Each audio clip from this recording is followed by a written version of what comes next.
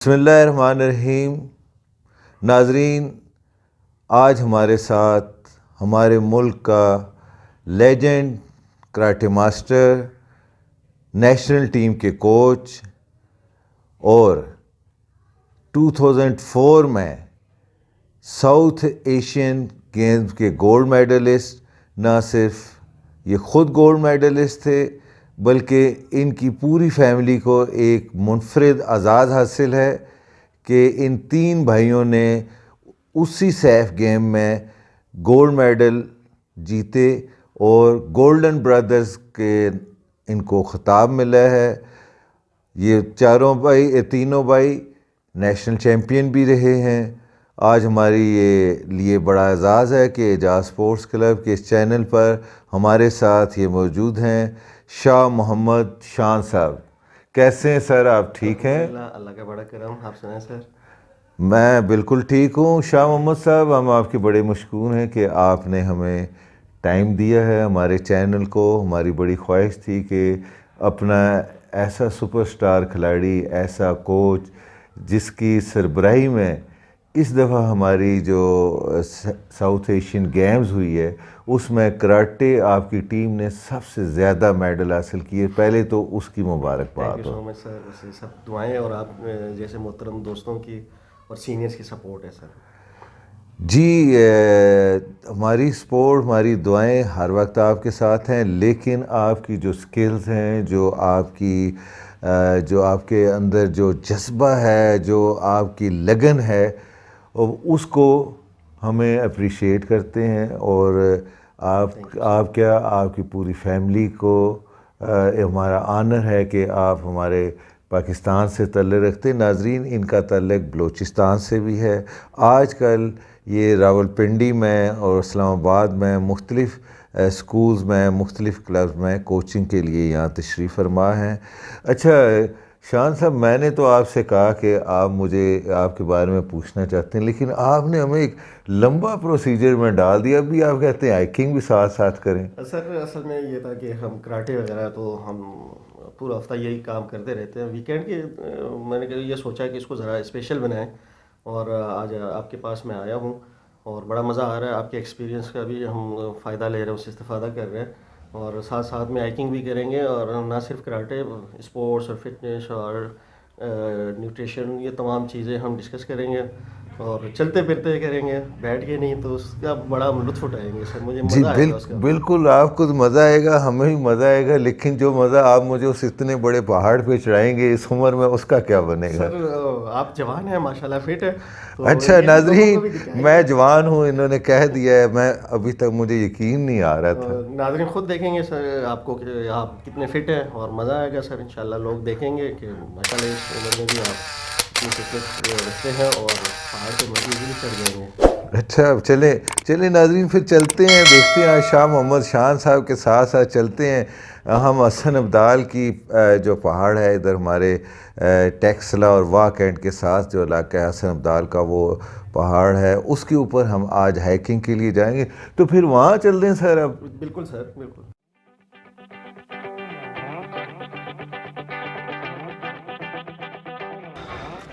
जी शाह मोहम्मद साहब, आपने तो हमें ले आए हैं हसन अब्दाल की इतनी ज़बरदस्त ये लोकेशन है।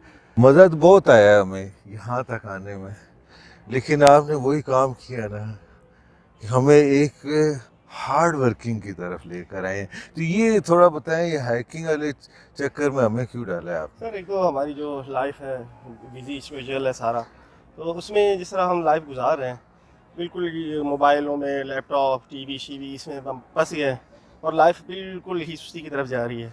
हेल्दी लाइफ से हम हट रहे हैं और रोबोटिक लाइफ की तरफ जा रहे हैं। हर वक्त हम ऐसे कामों में लगे रहते हैं कि हमारी अपनी सेहत जो है उससे ख़राब हो रही है। तो ये वो चीज़ है कि मतलब मेंटली भी आप फ्रेश रहते हैं, फिज़िकली तो आप रहते ही रहते हैं, क्योंकि जब आप हाइकिंग पे आते हैं तो उसके आपको जो है पॉजिटिव असरात नज़र आते हैं जब आप ऊपर चढ़ते हैं। जब आप देखें ज़रा, आप हम जैसे मतलब स्पोर्ट्समैनों की भी मतलब ये है कि सांस फूल रहे हैं, तो इससे ये होता है कि हमारे लंग्स फूलते हैं और इससे हमारी जो है स्टेमिना बढ़ता है और हमें इसके बहुत जो है फ़ायदे मिलते हैं। अच्छा, मैं आपको बताऊं, यहाँ जो ये इलाका है हसन अब्दाल, इसके साथ एक मुल्हिका इलाका है वाह गार्डन। वहाँ का साइकिलिस्ट है जो हमारा पाकिस्तान का फ़ख्र है, पाकिस्तान का चैम्पियन रहा है, नुसरत ख़ान उसका नाम है, ये उसका इलाका है। वो ये करता था कि यहाँ रोज़ाना ना वो सुबह आता है, स्टार्टिंग पे वो साइकिल अपने कंधे पे रखता था तो ऊपर तक जाके फिर, तो वो मुझे कहता है इससे मेरे थाइज और ये बड़ा फिट हो जाते हैं और बड़ी मैं फिजिकली फिट हो जाता। तो आपने भी आज सेम वही बात कर दी है। सर ये है कि अब जैसे आप एक तो वो साइकिलिस्ट है, उसका सारा काम जो है लोअर्स का है, तो जैसे ही वो साइकिल लेके अगर आप कह रहे हैं कि वो ऊपर आता था, तो आप सोचेंगे उसकी डबल एक्सरसाइज हो रही। एक तो उसने वज़न उठाया हुआ, दूसरा जो है उसके तो जो चल के ऊपर आता था, तो उसको चाहिए भी सारा कुछ इसी हवाले से कि जो उसके मतलब लेग्स हैं, उसके थाइस हैं, वो मजबूत हों। और अगर आप वैसे भी मुवाजना करें, कोई बंदा कोई स्टेडियम में कि ग्राउंड में या कहीं सड़कों पे भी कोई अगर साइकिल चला रहा हो, उसको आप इसके साथ कंपेयर करें, तो आपको ये बहुत ही ऊपर नज़र आएगा, एक एज नज़र आएगा आपको कि वो जो जिस तरह की ट्रेनिंग आप बता रहे हैं, तो वो उसको बीट नहीं कर सकते। अच्छा, ज़ाहिर है कराटे में भी हमारी लेग्स का लोअर का ज़्यादा काम है और स्टेमिना का भी काम है, तो बहुत इसलिए आप हमें ये इस इतनी मुश्किल में डाला बहुत हुआ ज़्यादा है। सर, स्पेशली जो काताज करते हैं उसके लिए हमें बैलेंस चाहिए होता है, उसमें हम जब टर्न लेते हैं, मूवमेंट्स है हमारी, तो उसके लिए हमारे टांगों में जान हो तो हम फिर कुछ कर सकते हैं। स्पेशली फिर कुमीते की तरफ आएँ, जो तैसो बाकी है, वो सारा हमारा यही है, डिपेंड करता है उस पे, फुटवर्क पे। तो लेग्स सर मजबूत होनी चाहिए इसके लिए, और ये जो है हाइकिंग बेहतरीन चीज़ है सर ये। बस अब देखते हैं, हम आपके पीछे पीछे हैं। अब ये पता नहीं चलता है कि जब हम टॉप से वापस नीचे आएंगे तो हम एक्सरसाइज के सर मैं काबिल तो ये रहेंगे सोच रहा कि हूँ नहीं। कि वेटरन्स में हम हिस्सा लेते हैं, इंशाल्लाह हम वहाँ पे भी कुछ कर सकते हैं, अल्लाह ने चाहा तो। आपने आप मुझे फिट हैं लगता सर? है आप मुझे लड़ा के ही छोड़ेंगे सर किसी फिट ना है किसी। और हम जाएंगे, मैं, आप, फरमान साहब, खालिद और गुलाम अली साहब, ये सारे जाएंगे सुन सर। लो, फरमान, खालिद नूर और गुलाम अली ये चैलेंज कर रहा है कि वो कह रहे हैं कि आप भी मेरी तरह और इसकी तरह फिट हो जाए। ये तो भी जवान आदमी है, पाकिस्तान टीम का कोच है, ये तो फिट है, हमें भी फिट कर रहा है, हमें अलार्म दे रहा है। तो चलो आगे देखते हैं क्या।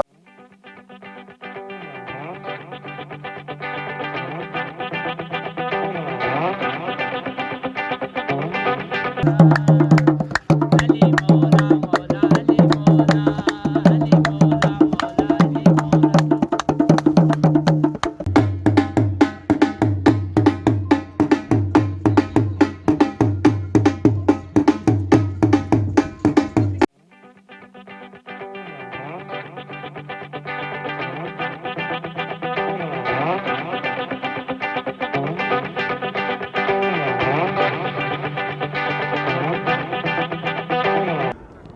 जी शाह मोहम्मद साहब, आप मुझे इतनी हाइट पे लेकर आ गए हैं आप, और इतनी मुझे तो पसीना आ रहा है, आपको भी आ रहा है मेरे, हाँ काफ़ी पसीना आ गया। सर पसीने आना सर।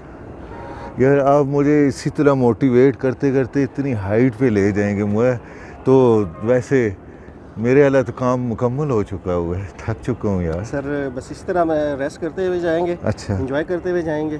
तो ये पानी वाला मुझे बार बार आप कहते हैं पानी वाला सीन ज़रा मेरे नाजरीन को भी सर ये समझाएं। मिड पे आते हैं तो हाई अल्टीट्यूड और ऑक्सीजन की कमी होती है। अच्छा, आप जब चढ़ते रहते हैं तो आपको कमज़ोरी भी फील होती रहती है। हाँ। तो वाटर इंटेक है वो लाजिम रखें, और ये है कि आप फील करें गला खुश्क हो रहा है और आपके ओंठ के इर्द गिर्द जो है सफ़ेद अगर निशानात नज़र आ रहे हैं, तो ये जो है कोशिश करें कि ये ना होने दें, और पानी की इंटेक रखें। साथ साथ ज़्यादा ना पिएँ, 2-2 सिप करते हुए पीते रहें, मुसलसल पीते रहें वक्फे से, ये ज़रूरी है। अच्छा, ये यानी कि हमारे मसल्स को ठीक रखेगी, मसल्स क्रैम्प भी नहीं क्रैम्प पड़ेंगे नहीं मेरा पड़ेंगे। ख्याल, यही आप ऐसे मुझे ही। बता रहे थे।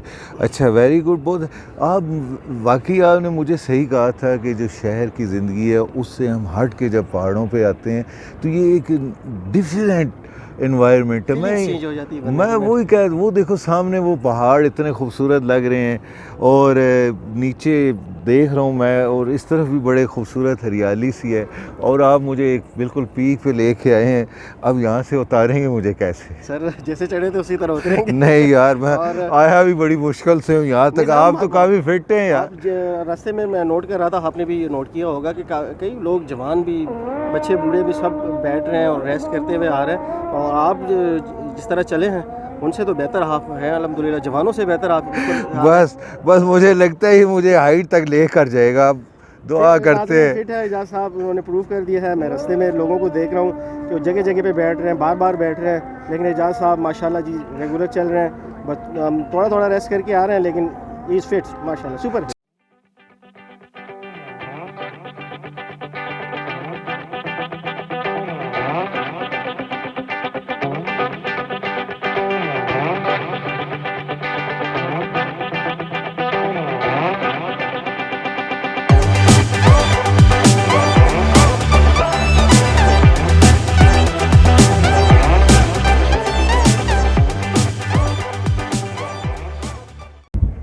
अच्छा शाह मोहम्मद, आपको पता है ये जो श्राइन है, ये जो ज़ियारत है जहाँ हम ऊपर जा रहे हैं हसन अब्दाल के, यहाँ पे हमारी जो सिख बरादरी है जो पाकिस्तान में है या इंडिया में या दुनिया के किसी भी कोने में, तो वो नीचे इनका गुरुद्वारा पंजा साहब है, वो वहाँ पे आते हैं, लेकिन वो अकीदत के तौर पर इस पहाड़ के ऊपर इस ज़ियारत तक भी आते हैं।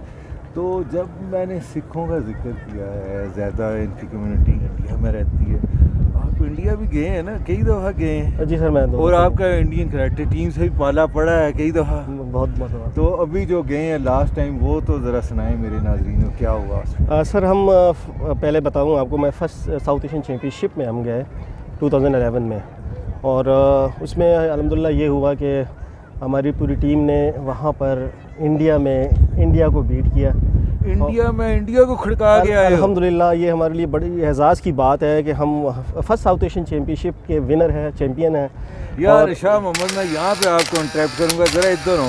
ये देखें नाज़रीन, पाकिस्तान का फ्लैग इस बंदे ने यहाँ लगाया और ये इसने इसकी लाज रखी है, इसने इंडिया को फड़का के आए हैं यार। वहाँ बताओ क्या हुआ? और सर मज़ा में तब आया जब वहाँ पर बड़े नारे, क्राउड सारा इंडियन क्राउड में और करता हाल है, कचा भरा हुआ। अच्छा। और इनकी मतलब भारत माता की जय हो, काली माता और पता नहीं क्या क्या वो जो उनके कोई नारे माता उन्होंने छोड़ी नहीं। तो और फाइनल जो हमारी बाउट थी टीम कुमीते की, उसी पे डिसाइड होना था। अगर हम विन कर जाते हैं तो हम फर्स्ट होते हैं, अगर हम लूज़ करते हैं खुदा न खास्ता तो वहाँ पर श्रीलंकन टीम जो है फर्स्ट पोजीशन पे आ जाती। अच्छा। 6 गोल्ड मेडल्स थे हमारे, और उस गोल्ड मेडल पे फैसला होना था।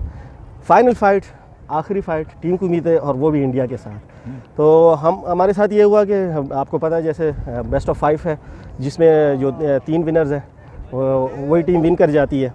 तो हमारे पहले ही 2 फाइटर्स हार गए, और हम फाइटर हार गए, 3 रह गए और हमें वो तीनों टेंशन वाली सिचुएशन बहुत ज़्यादा। और हाल में जय माता भारत की जय ये हो रहा और यही हो रहा था, और क्राउड ने सही हमें प्रेशर में डाला हुआ था। और आखिरी फाइटें चल रही थी, आखिरी इवेंट उस जो है साउथ एशियन चैम्पियनशिप का, और हमारी मतलब पोजीशन बहुत डाउन लग रही थी, क्योंकि हम पहली 2 फाइटें हार गए और हमने वो तीनों फाइटें हमने जीतनी थी। और अल्हम्दुलिल्लाह फिर हमारे जवानों ने, मैं उनका जिक्र करना चाहूँगा, इम्तियाज़ अली, सादी अब्बास और मोहम्मद रमज़ान। इम्तियाज़ अली, सादी अब्बास और मोहम्मद रमज़ान, जिन्होंने जो है अपनी फाइटें। सादी अब्बास हमारा वो प्लेयर है जो इंशाल्लाह इस दफ़ा ओलंपिक में भी क्वालिफाई कर जाएगा, ये हिस्ट्री मेकर हमारा इंशाल्लाह का लेजेंड। अच्छा फिर क्या हुआ? 3 थे सर, हमने तीसरी फाइट विन की, चौथी फाइट विन की। अब आखिरी फाइट पे फैसला होना है, या इंडिया विन करेगी तो वो गोल्ड मेडल, अगर हम विन करते हैं तो हमारी टीम जो है गोल्ड मेडल भी जीतती है और चैम्पियनशिप भी हम जीत जाते हैं। तो अल्लाह के फजल व करम से फिर हमारे लड़कों ने जो फ़ाइट की, और वहाँ पे जो इंडियन क्राउड पे सख्ता तारी हुआ, और अल्लाह के फजल व करम से जो पूरी टीम वहाँ सजदा रेज हुई है। हमने वहाँ पे मैट के ऊपर सजदा किया, पूरी टीम ने अल्लाह अकबर के नारे, पाकिस्तान जिंदाबाद के नारे, और वो बयान के काबिल नहीं है सर। क्या मज़ा होगा कि इंडिया के ग्राउंड के ऊपर आप अल्लाह अकबर और पाकिस्तान जिंदाबाद। क्या बात है सर, वो मैं बयान नहीं कर सकता। शाह मोहम्मद के आज हम आप जैसे कोच के साथ यहाँ पे मौजूद हैं पाकिस्तान में। ये अल्लाह आपको इससे भी ज़्यादा इज्जत। आमीन, थैंक यू आप सब। अच्छा मुझे ये बताएं, ये तो आपने इंडिया को इंडिया में मारा है, तो मैंने ये देखा है कि मोस्टली ऐसे सिचुएशन में खिलाड़ी तो परेशान होता है, कोच बड़ा नर्वस हो जाता है। इस जगह पे कोच का क्या काम है? सर आपको पता है कि मतलब खिलाड़ी ने सिर्फ जो है लड़ना होता है और अपनी परफॉर्मेंस दे रहा होता है। उस पर सिर्फ अगर वो फ़र्ज़ करें कोई 50 kg का प्लेयर है तो वो उस अपनी ही फिक्र में रहता है,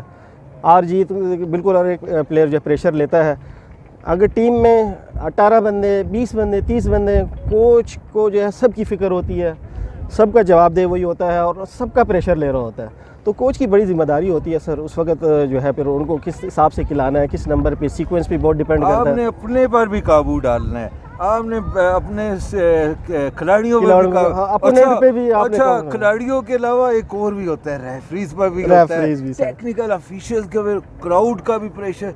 यार ये कितना, ये कोच क्या क्या क्या क्या उसमें सर quality होम होती है? ग्राउंड और क्राउड और सारा कुछ आपके अगेंस्ट, और टीम भी वो जो आपको पता है इंडिया पाकिस्तान ये रिवायती हरीफ है, और ये सर इतना प्रेशर था और हम ये समझ रहे थे तो कि आप शायद- किस तरह काबू डालते हैं? मैं तो ये सुन के, ये सिचुएशन सुन के ही बड़ा परेशान हो जाता हूँ। सर ये बस अल्लाह की तरफ से शायद हमें एक हिम्मत और ताकत अता हुई। मैं नहीं समझता था कि मतलब हम जैसे नाचीज़ और नाकारा लोग भी जाके वहाँ पर इस तरह कुछ करके आएंगे।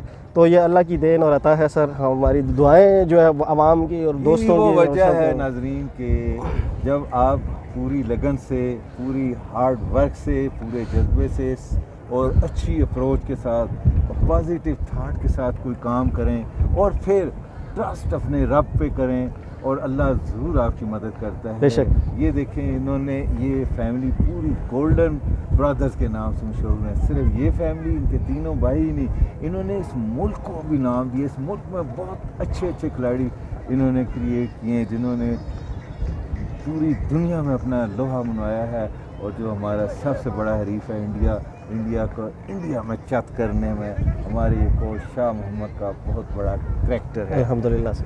अच्छा शाह मोहम्मद, अभी हम काफ़ी नीचे, काफ़ी हाइट पे पहुंच चुके हैं। नीचे तक तो मुझे जो अगर 6 फुट का आदमी है वो भी कोई आधा 1 इंच का नज़र आ रहा है, बल्कि बिल्कुल ही आधा इंच से भी कम का नज़र आ रहा है। तो हमने देखा काफ़ी आज रश है यार, आज संडे है, काफ़ी लोग ऊपर आए, कोई अकीदतमंद है, कुछ मेरी तेरी तरह हाइकिंग के लिए, कुछ इंजॉयमेंट के लिए आ रहे हैं ऊपर। तो आपने काफ़ी लोगों को देखा है, काफ़ी जगह पे कईयों के सांस फूला हुआ, कोई सर पकड़ के बैठा हुआ है। अच्छा, कईयों से चला भी जा रहा है, ख्वातीन भी हैं। तो ये थोड़ा सा हमें बताएंगे कि हमें ऐसी जगह पे हाइकिंग में या किसी हाइट पे आना चाहिए तो क्या करना चाहिए? वो यार वो ज़रा जैसे खिलाड़ियों को आप एडवाइस करते हैं, आज एक आवाम पब्लिक को भी बताएं और खिलाड़ियों।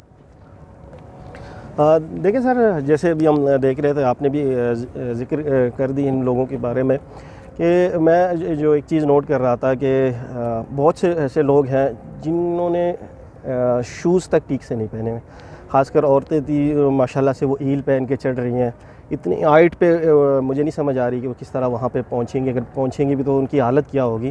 तो शूज़, आपकी क्लॉथिंग, ये बहुत आप पे जो है असरअंदाज होती हैं। अगर आप गलत ड्रेसिंग में आए हैं और शूज़ आपके ठीक नहीं है तो हाइकिंग में तो बहुत ज़्यादा मसला होता है लोगों को, तो जिसकी वजह से आपको तकलीफ़ भी होगी और थकन का आप बहुत जल्द शिकार होंगे। और पानी भी आप, मैंने देखा कि बहुत से लोग जो है यूज़ नहीं कर रहे हैं, पानी की इंटेक नहीं है। तो इस वजह इससे जो है उनकी मतलब मसल्स क्रैम्प हो रहे हैं और थक रहे हैं, बॉडी स्टिफ हो रही है उनकी। और कदम कदम पे हमें लोग बैठे हुए नज़र आ रहे हैं, जिसमें जवान भी हैं, बच्चे भी हैं। चलो एक एज फैक्टर है, अगर आप कहें कि जो बूढ़े जो है बैठ रहे हैं या औरतें बैठी हुई हैं तो वो चले, आप उनको कह लें कि जी वो औरतें हैं और बूढ़े हैं। लेकिन जवान भी हमें बहुत सी जगहों पर नज़र आए हैं जिनकी ड्रेसिंग बिल्कुल ठीक नहीं है। आप जब इस तरह की हाइट पे हैं तो कम से कम जो है शूज़ ऐसे पहनेगा। आप बहुत महंगी शूज़ ना पहने, कोई सस्ते जॉगर्स ही पहन लें, कोई ऐसे शूज़ पहने जो आपको मतलब बाइकिंग में जो है सपोर्ट करें। और साथ साथ मैं खिलाड़ियों को भी बताता चलूँ कि मतलब उनकी डाइट वो प्रॉपर रखें, जिसमें कार्बोहाइड्रेट्स ज़्यादा से ज़्यादा मिक़दार में लें और प्रोटीन लें, मिनरल्स जो है उसकी इंटेक प्रॉपर रखें, और फ़ैट और शुगर वगैरह ऐसी चीज़ों से ज़रा कोशिश करें कि दूरी कम से कम लें, इतनी मिक़दार में लें जितनी उनकी ज़रूरत हो। और टाइमिंग जो उनकी मतलब ख़ासकर डाइट की टाइमिंग है और सोने की टाइमिंग, उठने की टाइमिंग है, ट्रेनिंग टाइमिंग है, शेड्यूल अपने स्केजुअल है उसको बिल्कुल मुनासिब रखें और टाइम पे सोएं, टाइम पे उठें, टाइम पे खाएं और टाइम पे अपनी एक्सरसाइज करें। तो मैं नहीं समझता कि वो जो है बड़े खिलाड़ी बनने से कोई उनको रोक पाएगा।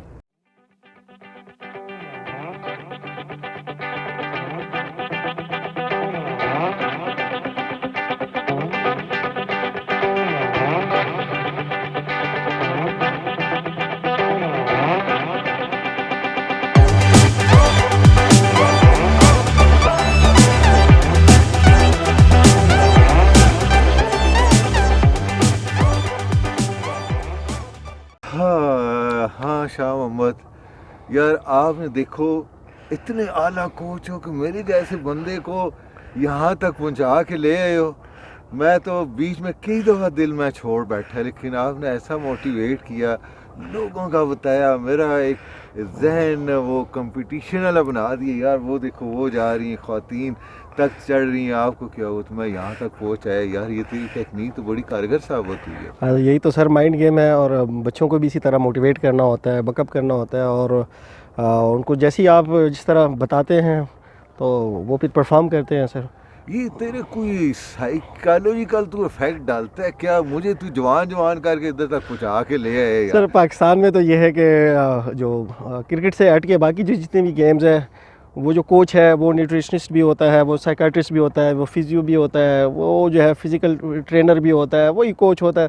तो वो सारा कुछ जो है कुछ ना कुछ यार ये हमारे तो अंदर ये कुछ ना कुछ आ गया सर। उसमें तो ये क्वालिटी होनी चाहिए, लीडरशिप। देखो तो आपकी में लीडरशिप क्वालिटी थी कि मेरे जैसे लेजी बंदे को जो पैदल चलना बहुत मुश्किल उससे लगता है, उसको भी ले नहीं आए। सर माशाल्लाह आपने प्रूव किया आप फिट है, और वो तो आपने देखेंगे। मेरा माइंड ऐसा बना दिया कि मैं यहाँ तक आ गया। अच्छा, मुझे अभी आपने ये बताना है कि जो न्यू कमर्स हैं, ठीक, आप देखें इतने फिट हैं माशाल्लाह, उधर इतनी चढ़ाई पे आप रनिंग कर रहे थे, मुझे भी साथ साथ लगा दिया। मैं तो कई स्टेप्स पे जाके सोच रहा था यार मैं रुक ही जाऊँ, लेकिन आपने इतना मुझे भरपूर तरीके से मोटिवेट किया हुआ था कि मैं भी चढ़ा है।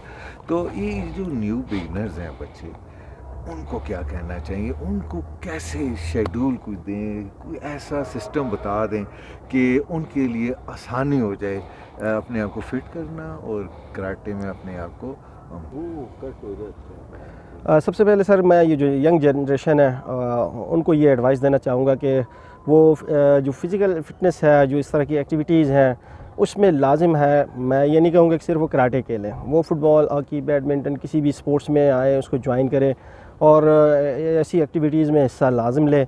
ये जो मोबाइल दौर है, टैब और लैपटॉप शैपटॉप और टीवी पे जो टाइम ज़ाया हो रहा है, और पबजी के जो असरात हैं, वो नेगेटिव असरात वो हम देख रहे हैं, सुन रहे हैं। लोग अपने आप को भी मार रहे हैं, फैमिली मेम्बर्स को भी मार रहे हैं, या उनके मतलब सेहत पे, उनके मेंटली उन पे जो असरात पड़ रहे हैं, जो नेगेटिव असरात पड़ रहे हैं, वो हम सब के सामने हैं। तो चाहिए कि पेरेंट्स को चाहिए कि जो यंग जनरेशन है, बच्चे हैं, उनको ख़ास कर जो है किसी स्पोर्ट्स में डालें और ले आएँ। जो हेल्दी एक्टिविटीज़ हैं उनकी तरफ उनको राग़िब करें। और न्यू कमर्स के लिए ये एडवाइस है कि वो वीकली जो है जो जिनके कोच हैं उनके, वो उसके एडवाइस पे अमल करें, जो उनको प्रोग्राम बना के दे रहे हैं, उनको ट्रेनिंग करवा रहे हैं। अगर वो ख़ुद करना चाहते हैं तो किसी फिर भी किसी जो है सीनियर, जैसे हमारे माशाल्लाह सेंसी इजाज़ुल हक साहब हैं, पूरे पाकिस्तान में बड़े बड़े लोग नाम हैं, काफ़ी नाम है, फरमान अहमद साहब, खालिद नूर, मोहम्मद, गुलाम अली साहब हैं, और कराची में हमारे मतलब ढेर सारे लोग हैं अल्हम्दुलिल्लाह। तो जिस रीजन से ताल्लुक़ रखते हैं, वहाँ की जो सीनियर बंदे हैं उनसे मशवरा करें, उनकी रहनुमाई हासिल करें, और जो है उनकी ट्रेनिंग प्लान को, मेथड को जो है अपनाएं, और अपना जो है फ्यूचर जो है ब्राइट करते जाएं। फिर हम आते हैं बच्चों की तरफ। बच्चे भी हमारे मतलब एसेट्स हैं, वो हमारे फ्यूचर हैं। वो इस तरह की हाइकिंग वगैरह मंथ में एक आध बार, वीकली तो ना करें। मैं ये चाहता हूँ कि मतलब बच्चे जो है वीकली ना आए, और मंथली इस तरफ कोई एक्टिविटीज़ इस तरह की रखें ताकि उनकी सेहत बरकरार रहे, और मेंटली और फिज़िकली वो न्यू जो है कमर्स है उनको एक एडवाइस देना चाहूँगा कि वो अपनी डाइट का बहुत ज़्यादा ख्याल रखें। जंक फूड जो हमारा फास्ट फूड है इससे दूर रहें, ख़ासकर ये पेप्सी वगैरह है, जो हमारे बर्गर शर्गर पिज़्ज़ा है, इसमें डलता ही केमिकल है जिसके साइड इफ़ेक्ट्स हैं। उसमें आप जितने भी आप कोल्ड ड्रिंक्स वगैरह ले लें, उसमें जो है ढेर साइड इफ़ेक्ट्स हैं। आप गूगल पे जाएं, सर्च करें, जो उनमें जो इंग्रेडिएंट्स हैं वो देखें, तो एक उसमें ऐसी केमिकल है कि जो हम डाइजेस्ट कर ही नहीं सकते, जिसके मतलब हमारे जिस्म पे, हमारे मेटाबॉलिज्म सिस्टम को जो डिस्टर्ब करते हैं, जिससे फैट बढ़ता है, जिससे सुस्ती बढ़ती है, हमारे लंग्स और किडनीज़, स्पेशली किडनीज़ और जो है लीवर है, ये काम छोड़ देते हैं, और बिल्कुल जो है हम बीमार पड़ जाते हैं। तो वो फ्रेश फ्रूट्स पे आए, जूसेस भी जो है वो एक मिक़दार तक लें, जो फ्रेश जूसेस है, डिब्बे वाले जूस पे बिल्कुल ना जाएं। और फ़र्ज़ करें अगर हम सिट्रस जो है फ्रूट्स की तरफ जाएं, जिसमें मतलब आपके कीनू है, आपके मौसमी है, लेमन है, तो 2 कीनू या माल्टे शाल्टे हमें दिन में लेने चाहिए। उसमें हम एक मिक़दार तक हमें चाहिए होता है, कैफ़ीन का हमें इतना फ़ायदा नहीं होता। कोशिश करें सुबह और दोपहर के टाइम ये चीज़ें लिया करें, तो ये सारे दिन ये एनर्जी की सूरत में हमारी बॉडी को जो है इससे फ़ायदा मिलता है और जो है हम हेल्दी एक्टिविटीज़ में रहते हैं और हेल्दी रहते हैं, एक्टिव रहते हैं। आखिर में मैं अपने तमाम व्यूवर्स को जो सुनने और देखने वाले हैं उनको चंद एक मशवरे जो मैं देना चाहूँगा कि सबसे पहले तो वो अपने पेरेंट्स, टीचर्स, जो इनके एल्डर्स हैं उनकी रिस्पेक्ट करें, और क्योंकि रिस्पेक्ट से ही हम जो है हमारी पहचान भी है, और हम बीइंग ए मुस्लिम अल्हम्दुलिल्लाह हमें ये चीज़ें घरों में और स्कूलों में, मसाजिद में ये चीज़ें सिखाई भी जाती हैं कि हमने एल्डर्स की, टीचर्स की और पेरेंट्स की जो है हमने बहुत ज़्यादा रिस्पेक्ट करनी है। और उसके अलावा जो है जो लाइफ है हमारी, उसमें जो हम एक्टिविटीज़ में मसरूफ़ रहते हैं, घर में बिल्कुल कैद और बंद होकर ना रहें कि जिससे मतलब आप ज़हनी तौर पर आप मरीज़ हो रहते हैं और परेशानियों में मुब्तला होते हैं। आए हाइकिंग करें, पार्क्स में जाएं, जॉगिंग करें, एक्सरसाइज करें, साइकिलिंग करें, माउंटेनिंग करें और हाइकिंग शाइकिंग, इस तरह की एक्टिविटीज़ में आएंगे तो आप जो है फ़िज़िकली और मेंटली जो है फ़िट रहते हैं और आप अशाश बशाश और खुश रहते हैं।